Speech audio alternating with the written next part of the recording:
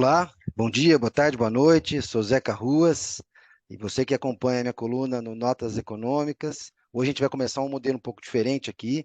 Hoje eu estou com um convidado, o Saulo Buchedi, que é um colega, professor, doutor em economia, e especialista na área de economia monetária. E nós vamos discutir o tema que está na pauta do dia, da semana, que é a questão da política monetária, da taxa de juros, a relação entre o Lula e o Banco Central, né? Esse tema ficou bastante polêmico nos últimos dias e acho importante que a gente possa trazer aqui de maneira qualificada algumas dessas questões. Saulo, acho que uma das coisas que mais me incomoda nesse assunto, Saulo, é a ideia de que existe um Banco Central entronado numa ciência econômica, né, de que como se ele fosse dono de uma certa verdade absoluta e natural, e que existissem os políticos tentando tomar conta dessa instituição que cuida do dinheiro, né, que cuida da política monetária, para os seus interesses pessoais ou por interesses de grupos econômicos. A ideia de que existe uma ciência versus política é uma coisa muito comum na teoria econômica e me parece um grande erro. Né? Então, na verdade, eu queria já começar te perguntando já essa bomba logo de cara.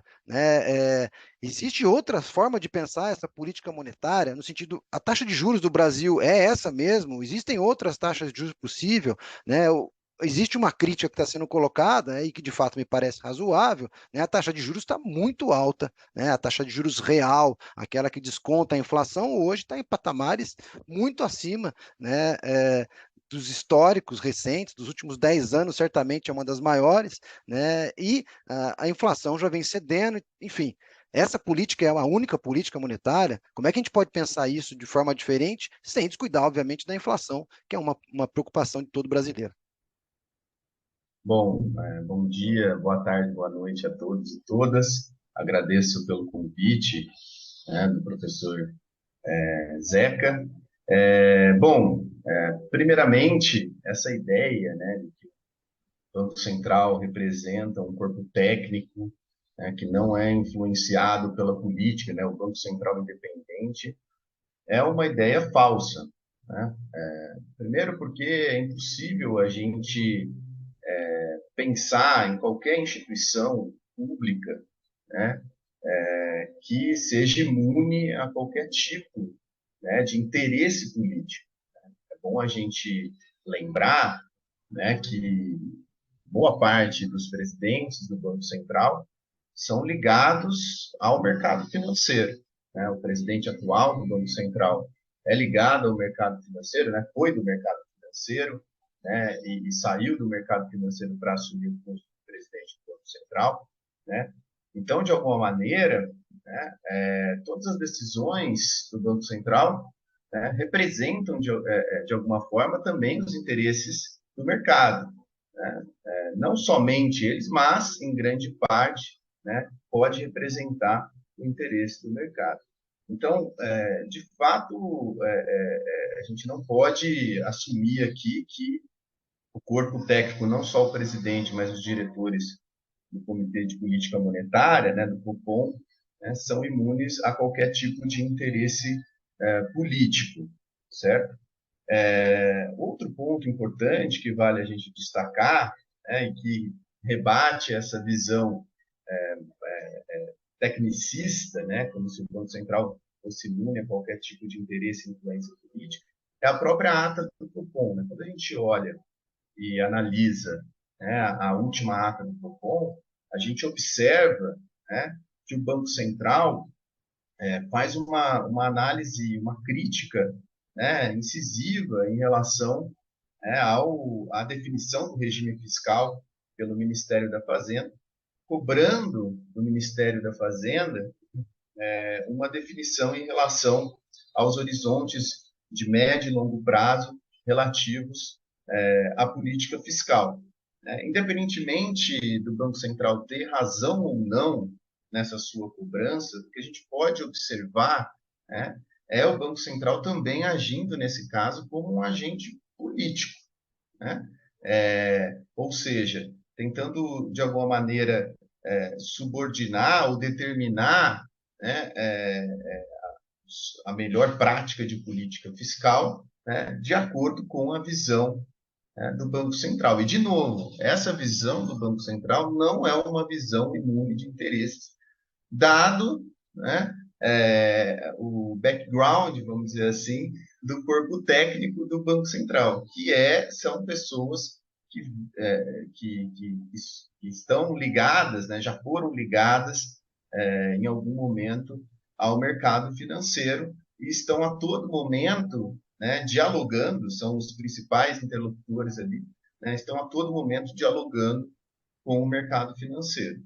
Eu acho que trouxe um ponto que é legal e que é importantíssimo, né? Então, primeiro, é a coisa da ata do Copom, né? Quando você olha para a ata do Copom, fica muito evidente que, na verdade, a ideia que se tem é de autonomia, vamos dizer assim, o governo cuida da política fiscal, né, dos gastos, da receita, né, da política, das políticas públicas, e o Banco Central cuidaria da política monetária. Quando a gente olha, né, para a ata do Copom, parece muito claro que o Copom está dizendo o seguinte: você tem que fazer a política que eu acho certo. Caso contrário, eu vou ficar jogando contra você aqui dentro, né? É óbvio que as palavras são cifradas ali dentro da ata do Copom, mas no fundo é isso. Então, de certa forma, a ideia de uma certa autonomia do Banco Central me parece uma forma de ser usado como um instrumento de pressão sobre o governo para que ele faça a política econômica de um determinado grupo de interesses, né? E eu acho que aí, de novo, aí eu queria discutir também um pouquinho rapidamente sobre isso, né, para quem está nos assistindo, para quem está nos ouvindo, entenda, né, a forma de pensar as metas de inflação incluem, né, o elemento da expectativa dos agentes, né? E quem são esses agentes que são ouvidos? Quem que você vai escutar? Quais são as opiniões? Né? E as opiniões são as opiniões majoritariamente da finança, né? Dos grandes interesses financeiros, das instituições financeiras, que obviamente tem o interesse em se em garantir, vamos dizer assim, que a sua rentabilidade seja mantida a todo custo, né? Então, enfim, acho que é ocioso, é tranquilo lembrar que 1 ponto, 2 pontos percentuais de taxa de juros, né, geram o mesmo custo, né, fiscal que o gasto, por exemplo, de um auxílio emergencial ou de muito mais do que um Bolsa Família, né? Então, de fato, a ideia de uma certa ciência, de uma certa controle sobre a inflação, sobre os gastos, sobre a dívida pública, no fundo é uma ciência que responde a um conjunto de interesses. E ela não é a única forma de pensar a economia. Existem outras, de novo, sem desconsiderar a questão da inflação. Estou falando alguma bobagem nisso, Saulo? Não.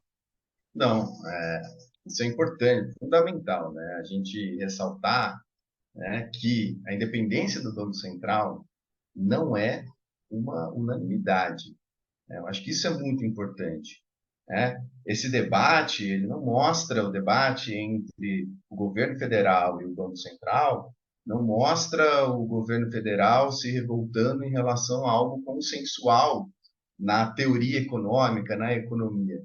É fundamental a gente recordar aqui que a independência do Banco Central representa uma visão de uma corrente específica de economistas, né, de uma corrente específica da teoria econômica. Que corrente é essa? Né? É uma corrente ligada, né, ao regime, ao chamado regime de metas de inflação, né, que existe no Brasil desde 1999. Qual que é essa ideia, né? Falando assim de maneira bem mais simples possível, né, para quem está assistindo a gente, qual é a ideia por trás do regime de metas de inflação?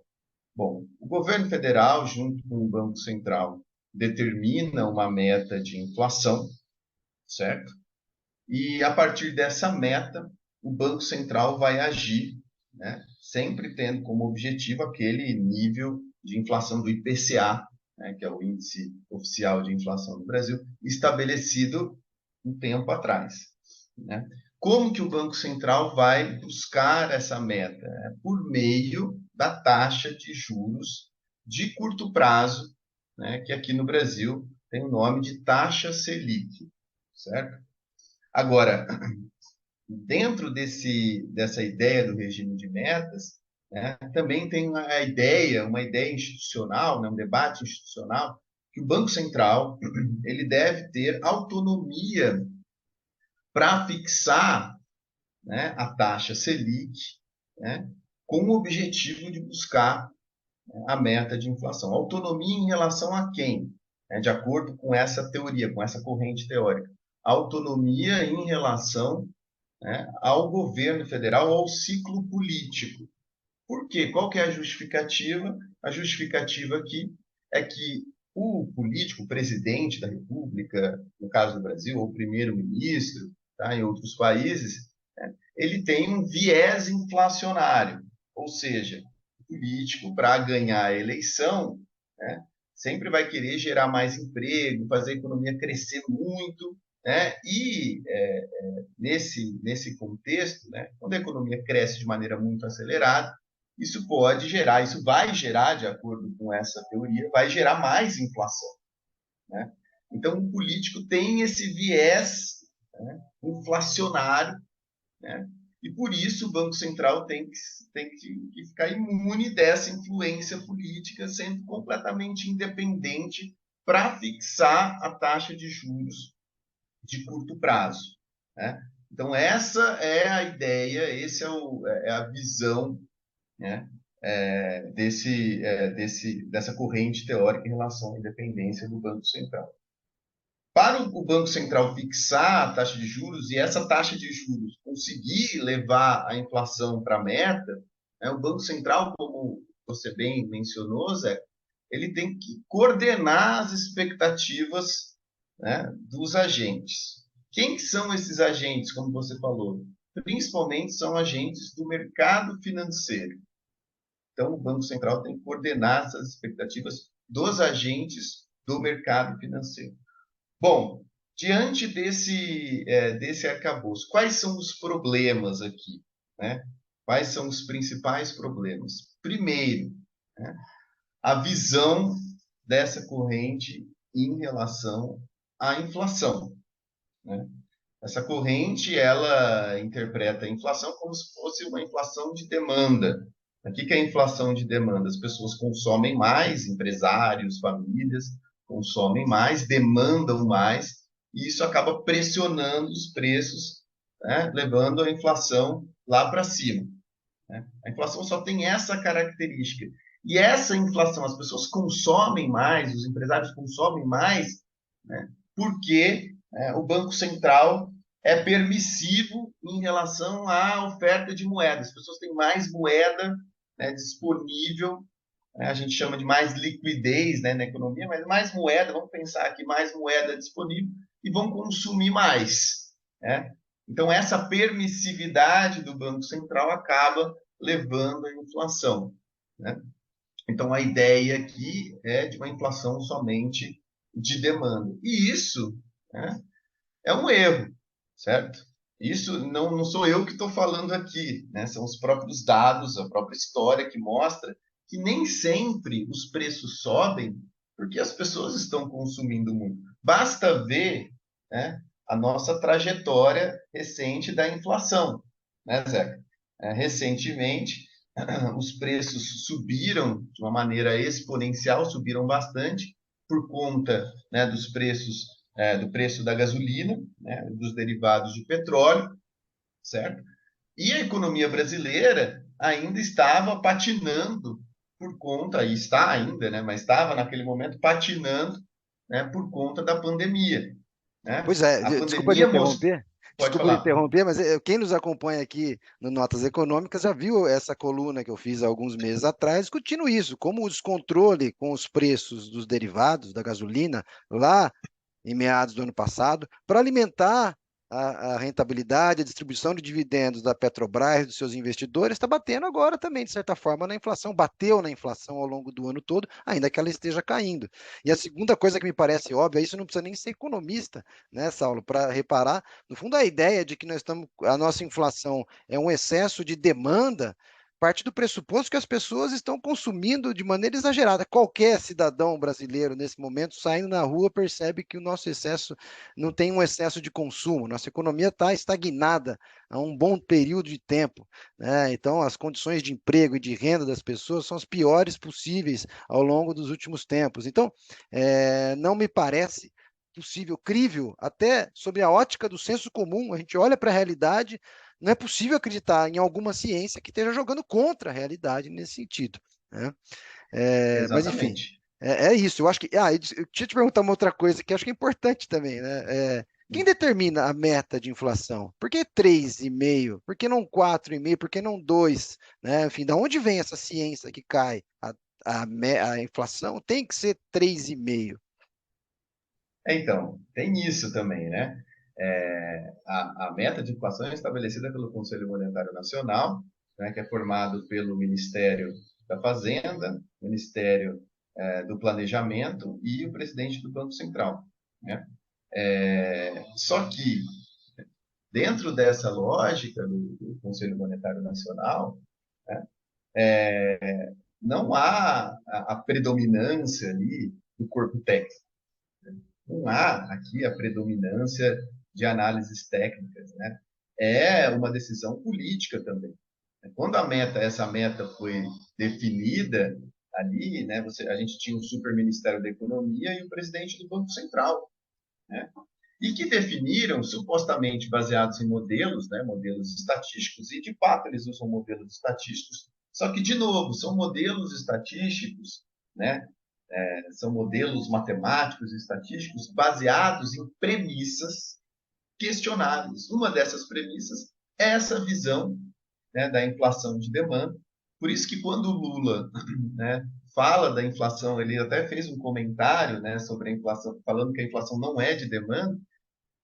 O Lula está fazendo um comentário pertinente do ponto de vista da teoria econômica. Eu vi muitos economistas, colegas falando que, mostrando, colocando o governo como um leigo em relação, o próprio Lula enquanto leigo, e mostrando o Banco Central enquanto um corpo técnico com instrumentos eficazes. Mas o Lula ele está fazendo um debate dentro da teoria econômica, né? Quando ele fala da inflação de demanda, ele está falando um termo econômico. Então ele está sendo assessorado, né, por economistas que de alguma maneira mostram essas falhas nos modelos, né, utilizados pelo Banco Central. Um outro ponto desse modelo que é questionável é a ideia de que qualquer déficit público, o aumento do déficit público, necessariamente, né, vai levar a um risco inflacionário, e qualquer aumento do déficit público, né, o Estado gastando mais do que arrecadando, né, esse déficit aumentando, né, qualquer aumento do déficit público leva necessariamente a um aumento da taxa de juros. Né? Primeiro ponto, aumento do déficit público, o Estado gastar mais do que arrecadar, leva a inflação necessariamente? Não necessariamente leva a inflação, é questionável, né? Se esse aumento do déficit público não é acompanhado, né, por um crescimento econômico, certo? Se esse aumento do déficit público é direcionado, né, vamos dizer assim, para certos interesses, né, para certos blocos, para certos setores, né, não necessariamente isso pode levar à inflação. E também outra coisa, né, se esse crescimento, né, do déficit público, do gasto do governo, né, leva a um aumento da oferta, né, um aumento do investimento, né, da estrutura produtiva, né, isso não necessariamente leva à inflação também. Isso já é uma crítica de várias outras correntes econômicas. Não necessariamente déficit público leva à inflação, justamente porque, né, não existe somente inflação de demanda, a inflação também pode ser causada por custos. A gente viu lá na pandemia que houve um aumento generalizado, né, no plano internacional dos custos de produção, e isso levou os empresários, né, a elevarem os seus preços.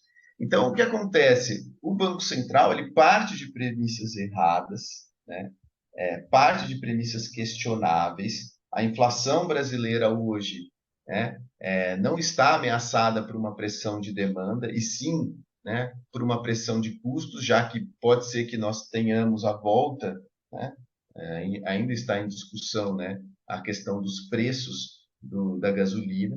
Então, a inflação hoje no Brasil é muito mais pressionada, né, pela questão dos custos do que pela demanda. E ao insistir nesses pressupostos, né, o Banco Central acaba contaminando, né, as expectativas de inflação. Então, como coordenador das expectativas de inflação, o Banco Central está fazendo um péssimo trabalho, né? justamente porque ele está contaminando essas expectativas, ele está fomentando essa ideia do risco fiscal e de que, nossa, se o governo gastar muito, vai ter inflação. Essa ideia, né, está sendo convencionalmente aceita por todos os investidores ou pelos investidores do mercado financeiro. Isso pode se tornar uma profecia de alguma maneira autorrealizável, ou pode, na verdade, né, gerar consequências como o aumento da taxa de juros, né, de mercado, né, que a gente chama, né, que é a taxa de juros de longo prazo.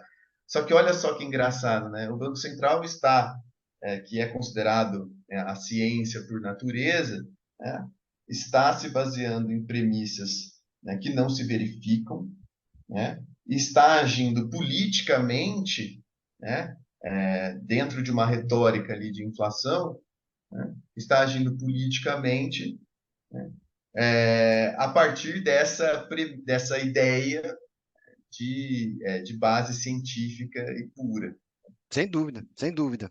Então, no fundo, fica claro, acho que para quem está nos assistindo aqui, que, de certa forma, o Banco Central usa da sua autonomia para agir de forma política e tentar, de certa forma, botar o governo dentro de um, de um quadrado que ele julga adequado de política econômica, que não é necessariamente, ou enfim, não precisamos nem ser taxativo aqui em relação à ciência econômica, mas que não é necessariamente a verdade. No fundo, nós estamos dizendo aqui que tem vários elementos dizem que eles estão agindo de forma errada, e mais do que isso, né, ao fomentar esse desequilíbrio nas expectativas, esse clima do que pode vir a acontecer, no fundo ele alimenta justamente a especulação, a elevação da taxa de juros de longo prazo e, enfim, o próprio medo de uma inflação que nos parece claro que os elementos nesse momento são de uma inflação relativamente voltando ao controle, né? Ainda que existam elementos externos, a guerra, que obviamente tornem esses aspectos instáveis, mas enfim, tem outras coisas para, de novo, chamo o nosso ouvinte aqui, para nosso quem está nos assistindo, para ver as colunas anteriores, para discutir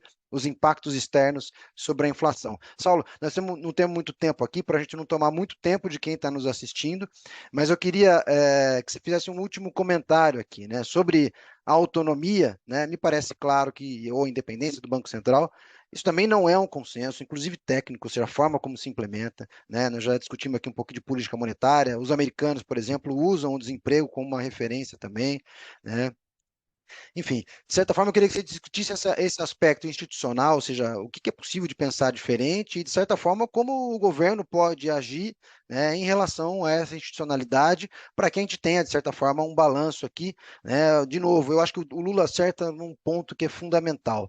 Tá? E isso, eu acho que quem está nos assistindo, se é empresário, se é da área do comércio, se é da área dos serviços, vai concordar conosco. O Brasil precisa crescer, né? As pessoas precisam poder consumir de novo, nós precisamos ter empregos melhores, as empresas precisam ter mais faturamento, mais rendimento, e as taxas de juros podem colaborar com esse processo, né? Então, enfim, como é que a gente pode repensar essa institucionalidade? Como é que o governo pode agir, de certa forma, para a gente pensar um modelo um pouco melhor? Bom, o Banco Central, né, ele deve agir, não é errado o Banco Central agir de acordo com regras pré-estabelecidas. Não é errado, a gente não está falando aqui que é errado o Banco Central agir junto com o mercado financeiro. Bom, a interlocução, o diálogo constante do Banco Central com o mercado financeiro é completamente fundamental, né, para a execução da política monetária. Não é isso que a gente está discutindo aqui, Deixa eu só te né? interromper uma coisa que eu acho Pois, importante nessa aula, para não nos confundirem a gente, né? A gente não acha que o Banco Central tem um poder absoluto sobre o mercado e é capaz de é, determinar todo o exato. funcionamento do mercado. Também não é completamente refém, das decisões de mercado, né? Exatamente assim, ó, é importante o diálogo do Banco Central. O mercado é importante o Banco Central agir de acordo com regras, né, ter uma meta, por exemplo, de inflação, né? O grande ponto aqui que a gente tem que questionar, né, no caso do Banco Central brasileiro, esse poder do mercado financeiro de determinar, né, as expectativas de inflação, né, e de determinar as próprias ações do Banco Central, que isso é totalmente político. A gente pensa que o Banco Central hoje determina e coordena suas expectativas de maneira independente, vamos dizer assim, né? Mas a gente até vê pelo boletim Focus, né, que colhe as expectativas do mercado, o Banco Central ele age, né, como um representante, simplesmente refletindo as expectativas do mercado, né, nas suas próprias expectativas, né?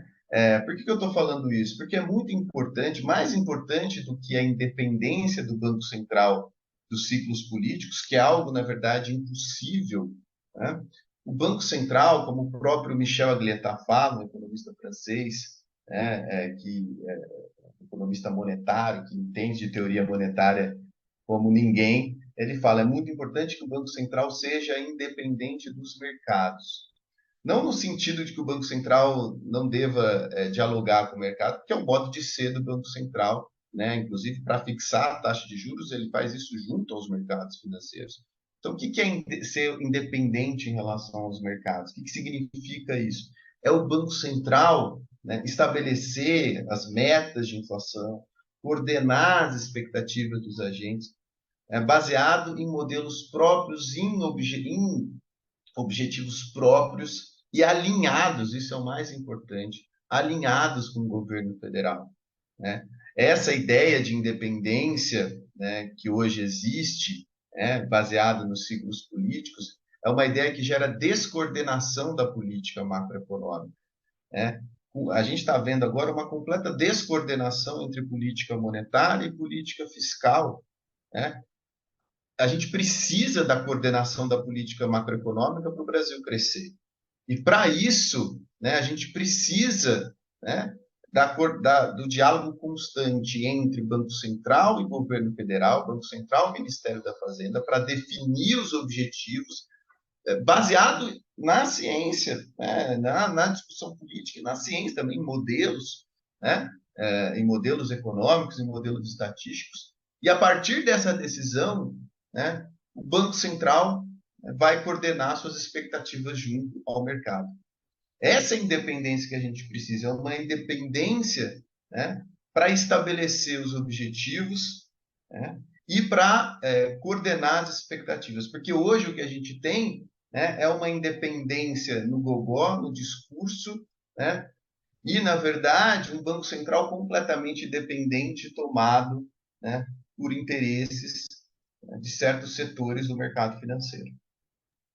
Exatamente. Eu acho que a gente pode encerrar por aqui. No fundo, nós Sim. discutimos aqui a ideia de independência, né? De certa forma, ela foi colocada e claramente de uma forma política, né? E o que nós temos hoje é uma completa subserviência do Banco Central às opiniões, do sistema financeiro.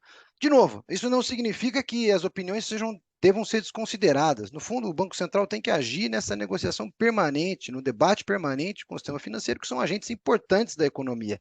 Mas ser subserviente às opiniões, às ideias, né, inclusive em termos de ciência econômica, desse grupo de agentes, certamente pode jogar contra, né, os interesses mais gerais, ou, na verdade, o sentido que se pretende de transformação do país.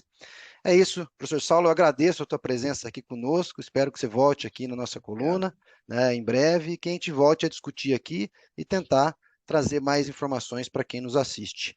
Um grande abraço a todos e a todas, voltamos em breve.